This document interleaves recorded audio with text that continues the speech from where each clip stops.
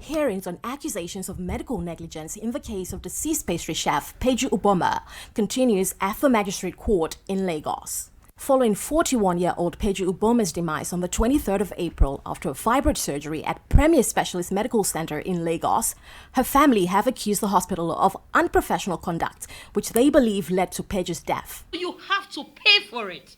You will pay with everything you have.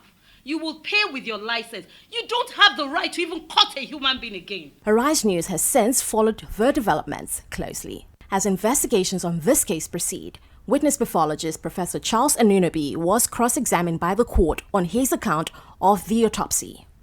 Anunobi concluded that autopsy results reveal that late Peju Ugboma, having gone through non-progressive and progressive levels of shock with a 28.2 PCV level, received the necessary intervention from the medical facility at a very late and irreversible stage.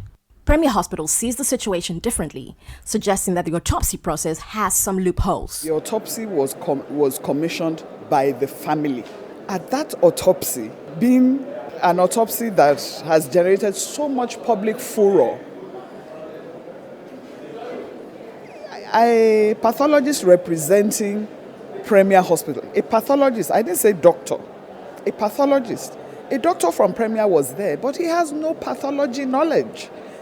He was an anesthetist that I guess when the patient was on admission, they had become familiar with. So they felt comfortable allowing him into the autopsy room. But he's an anesthetist.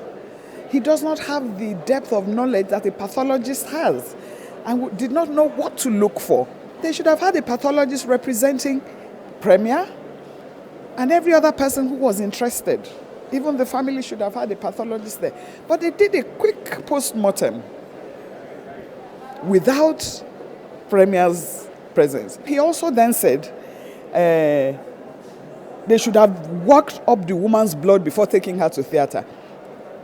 If he had read the case notes said this woman came for a second opinion to Premier Hospital. Second, meaning that she had been somewhere else where they had recommended something that she didn't like. She came to Premier for a second opinion. And the doctor at Premier, if Professor Anunobi had read his case notes properly, the doctor said, let us give you hormones to cure, to reduce this bleeding. Many things were suggested to her. She said she just wanted to have this surgery and get this problem out of the way. The case note discloses this. So Professor Anunobi, maybe he didn't read those parts of the notes.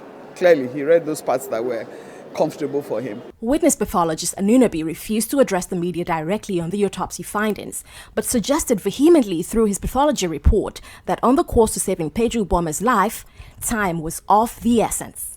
Does Premier Hospitals take any form of responsibility for this unfortunate happening? And just want to get your take on that. Is there anything that you felt that could have been done differently that could have changed the course of the event? Premier Hospital takes responsibility for doing the surgery. We can't get away from that. But that they caused her death,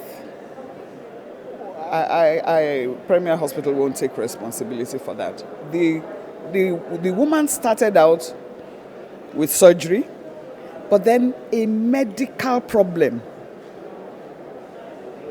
intervened and caused death. It wasn't a surgical death. More hearings and cross-examinations will proceed in line with court orders on the 22nd of November.